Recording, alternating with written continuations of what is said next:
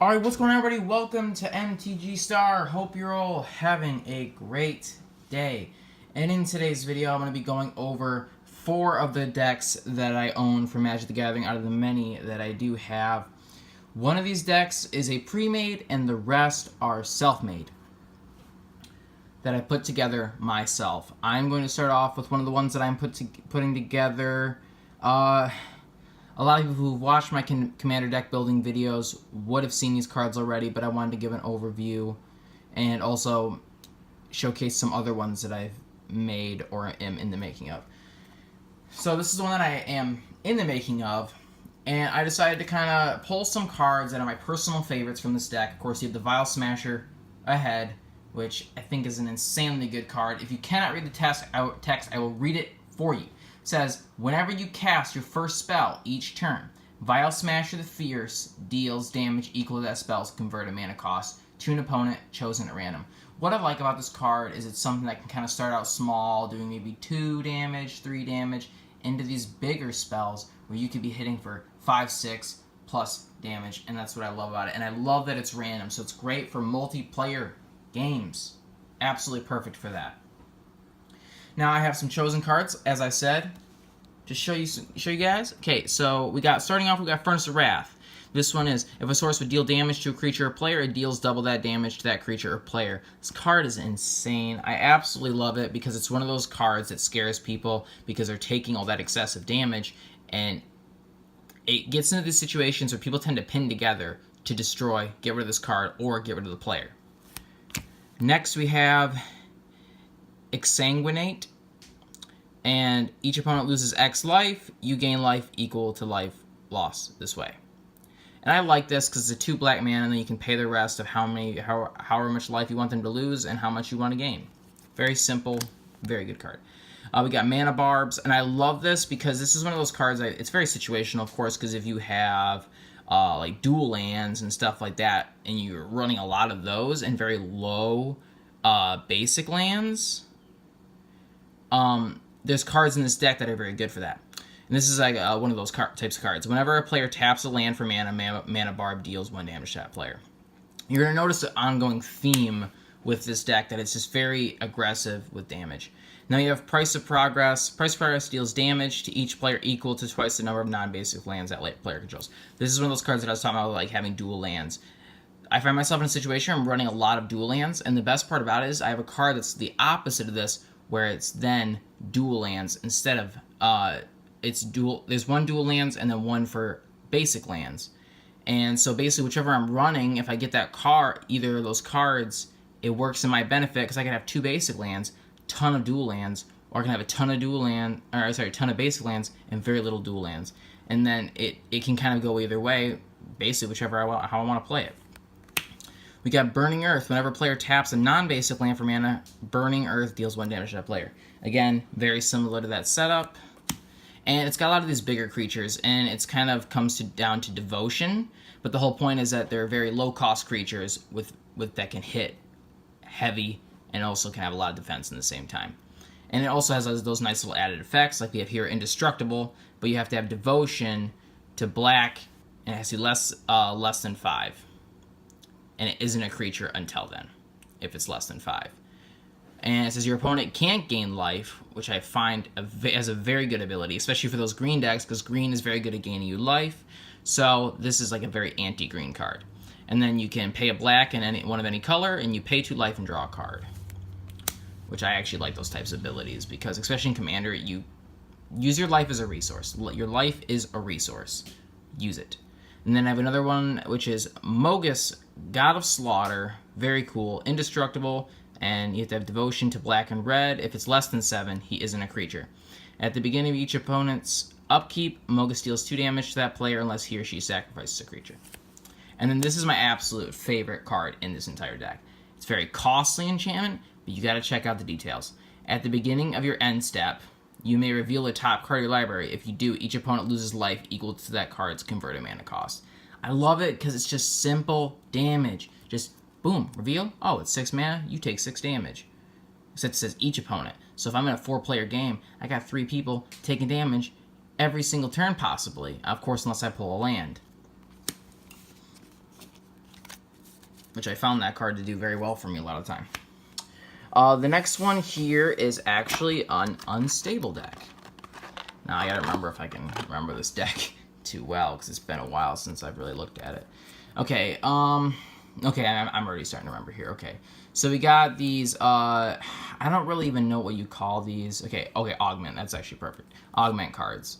Now, I love these cards so much, because then we can take multi-headed, and if we run through here, we grab something like, right here. This is perfect, okay. Multi-headed, and then you do multi-headed boa constrictor. So then, of course, they lay like this, and then it says, at the beginning of each end step, roll a 6-sided die. If you roll a die this turn, opponent loses life equal to the result. And I think that's awesome, because then it's just every turn, roll a die, every turn, roll a die. Damage, over and over again. And I believe I have another setup in here, and okay, card, Paniac, absolutely love this card. He gets a +X+0 each turn. You roll a die, and that's what he gets. So it's a 6. It's a +6/+0, so he'll be a 6/3. And I love it because it's random every turn. Let me try to find another. I believe I have another variation in here. Oh yeah, Foil Mountain. Is it? Can you tell it with the sleeve on it? Like, in other words, there's a giant factory scratch on it. The one foil land that I get a giant factory scratch. It's beautiful. That's my luck right there. Okay, I believe it was my secondary deck that had a really good setup for those augment cards. But this is overall a heavy-hitting deck.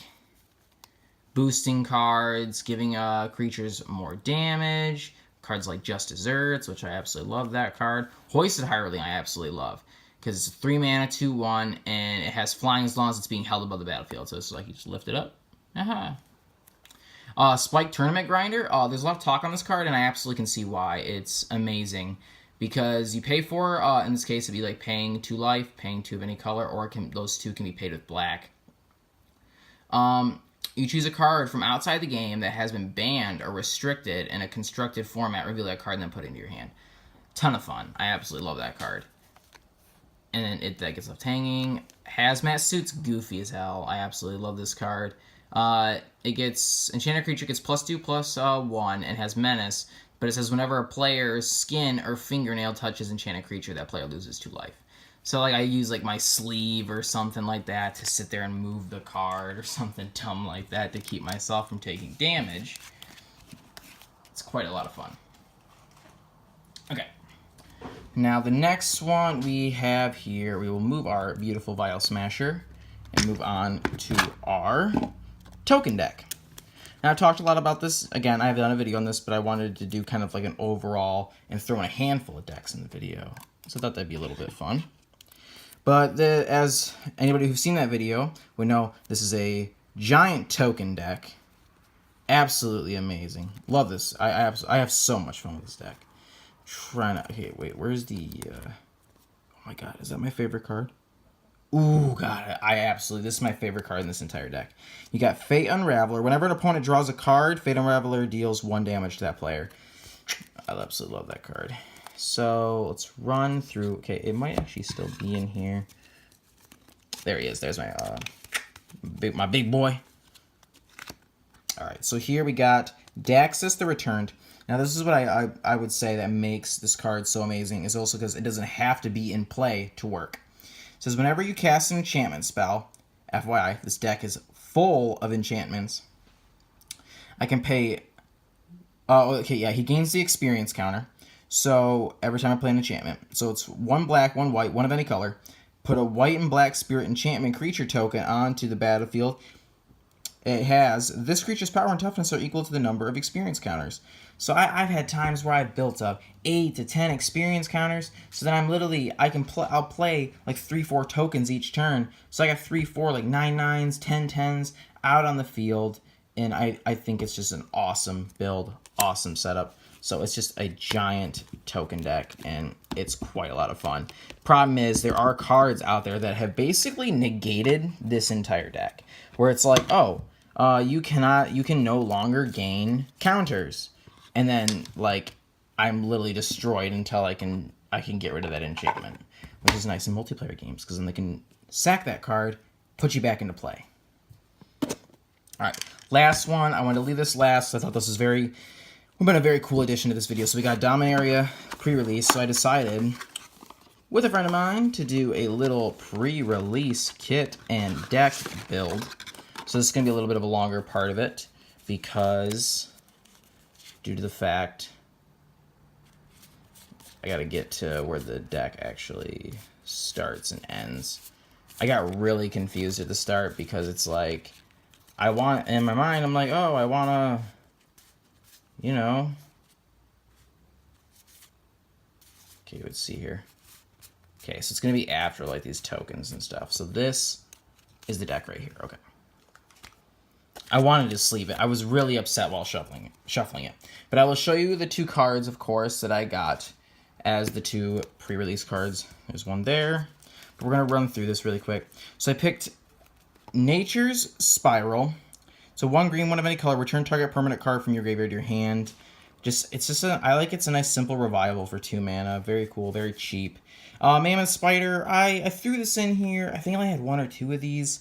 I just threw it in there for that reach for those flying creatures. And it's a 3/5, so it's got some nice defense with a decent attack. But I really just threw it in there for the reach for those flying creatures. We got Slyn Voda, the Rising Deep legendary creature. This is a very expensive card. Honestly, I think it would have been so much better in Rise of Ixalan. But I think this is really cool because it has a nice kicker. And it says, when Slyn Voda, the Rising Deep, enters the battlefield, if it was kicked, return all creatures to their owner's hands except for merfolk, krakens, leviathans, octopuses, and serpents. And I think this would have been cool because obviously merfolk was a big thing in Ixalan. I had a ton of merfolk in that deck, and that's basically what my entire deck was. And we got the next one. We got Yevamaya Safford. I'm just gonna say, and it's 1 green, 2 of any color. When oh my god, it's gonna drive me nuts. Yevamaya Safford, and as battlefield, create a 1/1 green sapperling token. And I added this kind of card because this deck, I learned just from testing it out one time, I was making a ton of tokens, and it was just all around a ton of fun deck. So next we got Divination, just 1 blue, 2 of any color, draw 2 cards. Give myself some options, that's the whole point of it. Oh, the Mending of Dominaria. Now this card is this thing was a beast. Okay, so obviously in this case, every turn it starts at 1, and then the next turn it goes 2, next turn it goes 3, and then at 3 it gets sacrificed. So for 1 and 2, it says put the top 2 cards of your library into your graveyard.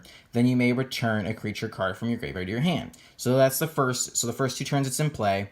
You are putting the top 2 cards of your library into your graveyard, and then you may return a creature card from your graveyard to your hand. And this worked out so well because I was playing against a friend of mine, and they sent a bunch of my cards to my graveyard. So on top of that, using this, I had a ton of options to bring to my hand that just basically minimized the amount of turns I needed to get those cards. And then this one is the third ability is absolutely amazing. Return all land cards from your graveyard to the battlefield, then shuffle your graveyard into your library. And I just think that's amazing. Because when I ended up hitting that third ability, sacking this card, I had like 6 mana that brought back into the field, giving me like a ton more options and the ability to do a lot more. We have Adventurous Impulse. It's 1 green mana, and I love this card. Look at the top 3 cards of your library. You may reveal a creature or land card from it among them and put it into your hand. Put the rest in the bottom of your library in any order. I love it because it's bringing a card to your hand, giving you more. It's giving you that option, and it's literally 1 green mana. Okay, we got Fungal Infection. I like it because it's just 1 black mana. Terrific artwork. Target creature gets -1/-1 to the end of turn. Create a 1/1 green sapperling creature token. I did it mostly for the token creation. Got Power Shard. I like it because it just gives it some mana to use. We got Thorn Elemental. Beautiful artwork with that foil. It's 2 green, 5 any color. You may have Thorn Elemental assign its combat damage as though it weren't blocked. And I just really like that ability, and he's a giant freaking 7/7. We got Divest. 1 black mana. Target player reveals their hand. You choose an artifact or creature card from it. That player discards that card. Such a nice ability for literally 1 black mana. So, of course, this is one of my I'm sorry. I feel like I'm so out of shot here. I'm sorry. Slimefoot, the Stowaway. This guy was one of the 2 cards that I got as the promos, which I love the name. I think it's funny. And this is why I have those Saproling token cards, because it says whenever a Saproling you control dies, Slimefoot, the stowaway, deals 1 damage to each opponent and you gain 1 life. And I can pay 4 mana and create a 1/1 green Saproling creature token. Perfect abilities. Divination, another one of those. Oh, we got Lenore, I think. Elves. 1 green mana, 1/1. You just tap it to add a green mana. Very simple, nice ability. Arcane Flight. I use this just to help give my creatures flying. I can enchant a creature for 1 blue mana and give it +1/+1 and flying. Blessing of Belzenlock. Ugh. And I love it because a lot of these cards are super cheap, like 1 mana, and it's incredibly beneficial. So we have target creature gets +2/+1 until the end of turn. If it's legendary, it also gains lifelink, and that's why I also have those legendary cards in here. Grow from the Ashes, a kicker of 2 mana, search your library for a basic land card, put it on the battlefield, then shuffle your library. If this spell was kicked, instead of search your library for 2 basic lands, put them onto the battlefield, then shuffle your library. For 2 basic lands. God, it gives you the mana, and you can use that mana for sick abilities. Okay, we got Demonic Vigor. 1 black mana. Enchant creature, it gets +1/+1. When enchanted creature dies, return that card to its owner's hand. It's giving you that insurance on your good cards, man. It's giving you that insurance. Oh, we got Tempest Jin, 3 blue mana.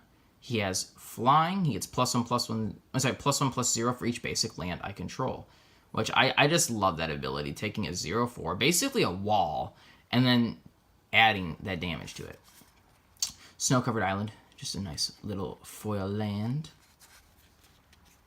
Another Arcane Flight. We got Togar, Famine Incarnate. I absolutely love this card. I never got to use it, but I think it's awesome. 2 black mana, 3 of any color. Awesome name, Famine Incarnate. As an additional cost to cast a spell, you may sacrifice any number of creatures. This spell costs 2 less to cast for each creature sacrificed this way. When Togar Famine Incarnate enters the battlefield, up to one target player's life total becomes half their starting life total, rounded down. Boss. Absolutely boss. We got Soul Savage, 1 black, 2 of any color. Return up to 2 target creatures from your graveyard to your hand. I just love bringing back cards. It's a ton of fun. And it can be that huge turnaround that you need. We got Gift of Growth. Untap target creature. It gets +2/+2 until the end of turn if the spell was kicked. I notice there's a lot of kick abilities in these cards, which is pretty, I think that's honestly pretty fun. That creature gets +4/+4 until the end of turn. Instead, we got another Gift of Growth. We got Jozu Ves Lish Knight. 2 black, 2 of any color. Kicker, 1 black, 5 of any color. It's got Menace. When Jozu Ves Lish Knight enters the battlefield, if it was kicked, create 8. Yes. Count it. 8. 2/2 black zombie knight creature tokens. And that is beautiful. I don't have to explain that. Urgoros. The Empty One. 2 black, 4 of any color. Flying. When Urgos, the Empty One, deals combat damage to a player, that player discards a card at random. And if that player can't, you draw a card. And see, I love it because he has that flying ability, so it's a nice, easy. Baloth Gorger. 2 green, 2 of any color. It has a 4 kicker. If Baloth Gorger was kicked, it enters the battlefield with 3 +1/+1 counters on it. Just boss. Rona, Disciple of Gix. Whoop. I just burped in the midst of trying to talk. 1 black, 1 blue, 1 of any color. When Rona, Disciple of Gix enters the battlefield, you may exile target historic card from your graveyard. You may cast non-land cards exiled with Rona. Very cool additional ability. We got a Tolarian Scholar, and that's for you, Tolarian Community College. That's why I put that deck in there. That's for that. That is my man out there. Okay, we got Tolarian Scholar. A nice, it's just literally, I love it because it's 1 blue, 2 of any color, and it's a simple 2/3, no special abilities. I just love that simplicity. I love the simplicity, okay? We got Soul Savage again. Saproling Migration, 1 green, 1 of any color, a 4 kicker, create 2 1/1 green Saproling creature tokens. If the spell was clicked, create 4 of those tokens instead. So basically this deck is also building a lot of creating a lot of tokens. Yeah, as you can tell, that's unstable land. I had to scrounge for lands, and I'm just gonna leave it at that. Oh, by the way, that's a Russian island right there. And the fourth, and that in the very last card, we got 1 green, 1 of any color, Broken Bond, destroy target artifact or enchantment. I kind of use this card as a backup. You may put a land card from your hand onto the battlefield. Absolutely amazing. So you have the ability to basically play 2 lands in 1 turn. Amazing. So basically, it's a land puller, token creator, heavy hitter. I thought it was a ton of fun. Literally giving myself literally what we did the whole pre-release setup, which I thought was really fun. So the 30-minute timer. So I set this up in 30 minutes. Basically took longer than 30 minutes because lands. So basically, the deck was built for me probably about 25 minutes, but then I spent about 10 to 20 minutes trying to find lands for this deck. But that is the final deck out of these 4 decks that I decided to show you guys, and I think they're all a ton of fun. And I hope you guys enjoyed the video. And if you did, make sure to give it a thumbs up, and of course a thumbs down if you didn't. And, you know, I might as well check this out while we're at it. What's the game on the bottom? Oh, Sneak King. Oh, shit. That is... I'm sorry. That was really embarrassing. For anybody who doesn't know, Sneak King, it's a really horrible game. Horrible Burger King game that my cousins owned, and we actually played, sadly. But that's besides the point. But I hope you guys enjoyed the video, and I will see you guys next time. Bye-bye.